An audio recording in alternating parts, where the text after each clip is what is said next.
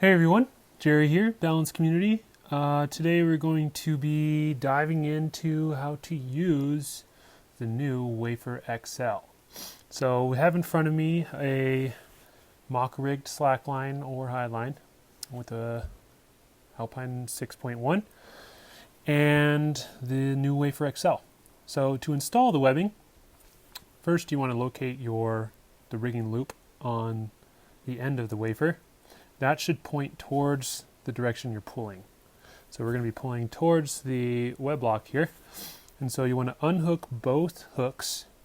I find it easier to unhook the one furthest from the sling first, just because it's larger due to the splice. And so you're going to want to put whichever side of the line you're going to be pulling on. We're going to be pulling from under because our tail's on the bottom here. You want to put the rigging loop on that same side. We wouldn't want to put it like this on the top because when we go to pull, we're going to create a lot of friction here.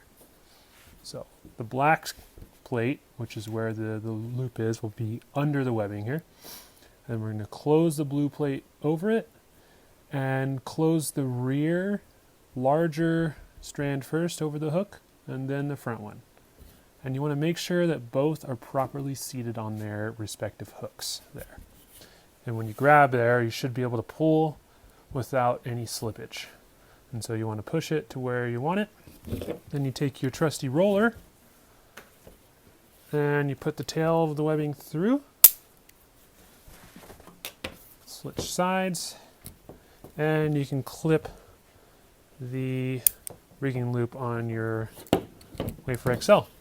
And then you pull to tension, just like that. And then when you're done, take it off your roller. And then, so there's a few things here. Once you've loaded the wafer, it's going to be cinched pretty good on your line. And sometimes when you want to go to reset it by pushing it out further again, pushing here might not work because it's still gripping quite well. And so what I've found helps is to push right here and right with this little protrusion and the bump out on the rear right there. If you push there, it's much easier to glide out. And so the same thing when you go to remove the device, it's going to be pretty well cinched on there. And so what I've found helps is, again, remove that rearmost hook first, and then following that strand on the other side, you want to pull that slack through there, and then the front one will be easy to come off as well. And then there we have it. The Wafer XL is off.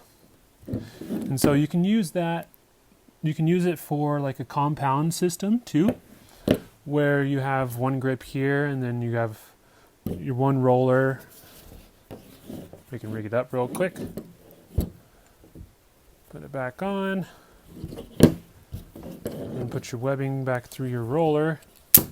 And if you have another roller at your anchor, and then another grip on the tail here, you can use a standard wafer for this point.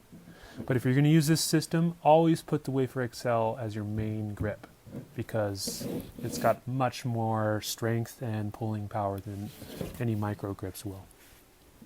So that pretty much covers the full use case there on the Wafer XL. The only other thing that you might want to consider is, as we mentioned before, the load eye will start to get longer and longer the more you use it. That's due to how the splice works. It's really hard to milk the outer strand of these splices all the way down. And so as you apply load, that'll kind of cinch down a little bit, and this will get a little bit longer. And so clipping to this eye might put your roller too far away from the device, making it pretty long.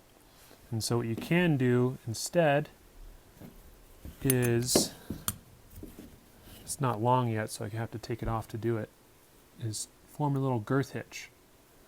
And so you just take the eye and grab the strands like that, and you can clip your roller there. It's It's pretty tight right now because this one hasn't been loaded. But you get the idea. So it would go like that. I can't fit it over the twist lock here.